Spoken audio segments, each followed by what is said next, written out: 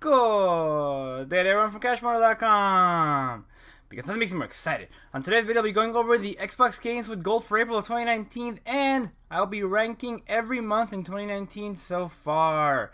Thank you for joining me. Happy Monday. If you like what you're seeing, please make sure you give a little visit to the like, share, and subscribe button down below. If you have any questions, tips, comments, post them in the comment section. Now I know it's a little bit later than usual, which is why I am adding the extra piece of me ranking every month so far, because why not? We're a third of the way into the year, and the releases have been very, I'd say, inconsistent as far as quality goes, in my opinion. So here we go. And I know, free is good, but remember, we are paying for a membership. Well, I mean, if you're watching this channel, just like, you should be paying, just like I'm not paying. I haven't paid for Xbox Live Gold in years, thanks to Microsoft Rewards. But regardless, most people are paying for this service, and they are being sold a value along with it. The value of getting 4 free games per month in their membership.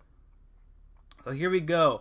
For April, from April 1st through 30th, on the Xbox One side, we have Technomancer, which is an RPG that I actually played through last year. I think it is actually pretty underrated. The choices you make actually have a good amount of consequence in the game, which is something I miss from the good old Mass Effect, the good Mass Effect days. Combat is not the best. It can get definitely repetitive over time, but the story itself is pretty good. And just the fact that what I did mattered kept me going throughout the game, so I definitely recommend it. Next up, we have Outcast Second Contact, which is a game that came out in fall of 2017. A remake, apparently, of the first Outcast, open world.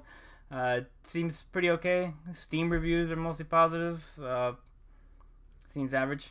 I thought it was like a No Man's Sky type of thing, but apparently not. So I'll leave that up to you guys. April 16th through May 15th for that one. On the original Xbox front, we have Star Wars Battlefront 2, which was highly rated back in the day. Currently a $9.99 value, but still very highly rated. And I'd say I would actually give this a shot if I wasn't so freaking backed up. And last but not least, on Xbox 360 side, we have Ghost Recon 2 from April 16th through April 30th. Value of $20. Pretty impressive considering how old the game is. And of course, available on Xbox One. I never got much into these Ghost Recon games myself. So, yeah, that is it for April. Now, I will be ranking the months from worst to best in my own personal opinion. My opinion is based off the game itself, as far as how the value that I see in it. And it's more of a personal opinion based on how fun the game is, or the games themselves are, my likelihood to play them, or I think most people's really, and just the fun factor of the game. So here we go, from worst to best. Worst would be March so far as I'm concerned. Adventure Time is the most interesting thing about this month, in my personal opinion. I don't have that much interest in the franchise itself, so I feel like with an RPG you kind of have to be at least a bit interested in the premise or the story, so that's a no-no.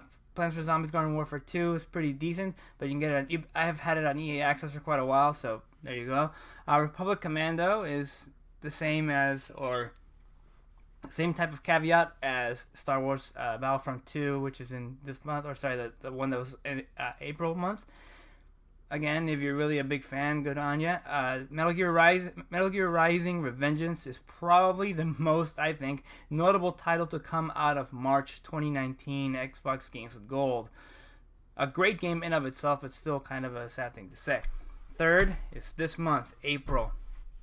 Why? Because Technomancer, like I said, I think is very underrated. Outcast is still fairly recent. It's not too old, so you might have not played it, and if you like open world, why not?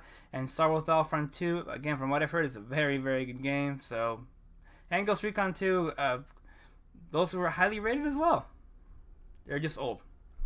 Second, for me, it was February. Why? Because, well, Bloodstained Curse of the Moon is still fairly recent. It just came out last year. MSRP aside, it's a very good game, and I definitely recommend you give it a shot. And the reason why I haven't finished it on the Xbox One is because I already finished it on the PS4, because I did buy it day and date. The only reason why I didn't buy it on the damn Xbox is because when the game came out, for some reason it wasn't loading on my damn Xbox store, so I was impatient about it on the PlayStation. Sorry, guys. And Super Bomberman R, pretty fun romp, multiplayer-wise. It was out for a month. it was one of the Switch's launch titles. It's definitely like, it's pretty good. It's I wouldn't say it's a complete return to form, but it's a damn good time, whether you're playing with a group of friends locally or you want to just go online. So I think it's a good add-on. Assassin's Creed Rogue, I have yet to play a single Assassin's Creed game. I've never been much into stealth. I'm more of a run and gun guy. I don't care about the consequences. So Rogue, though, seems to be about average from what I've read. And Star Wars Jedi Knight Jedi Academy was a great game on the original Xbox.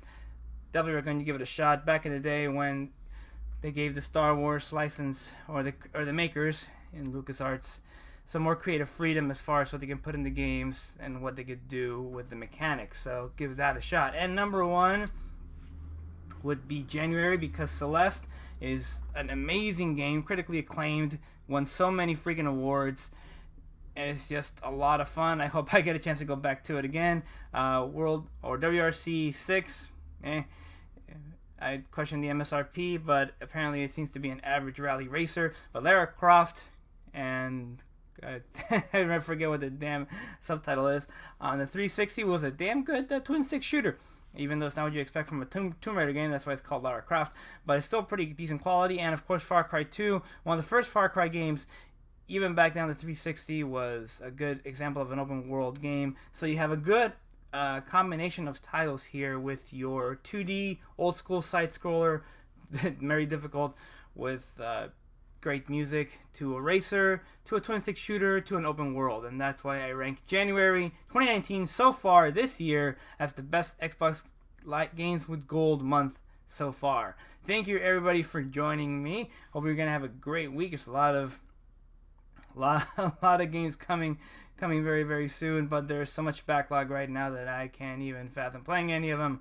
I just got Borderlands, the Game of the Year remaster, because Impulse, because I didn't finish it the first time I played it. It's pretty good so far. And actually, the change to the Xbox One X from the 360, the main benefit to me, I believe, is the 60 FPS. It just feels so much smoother to play at 60 frames per second. And I'm really hoping then, because of this, that when Borderlands 3 comes out, that it will also run at 60 frames per second. Here's hoping. But I will be streaming that on and off throughout the next couple of weeks, more than likely. As far as Xbox Game Pass Quest, I just did the 2 for Absolver, and I'm not sure when I'll get to the other one, but I definitely want to play Operencia. So thank you everybody again for all your support. Go out there, play some games, make some money, spend some money, save some money, don't get boned, get boning.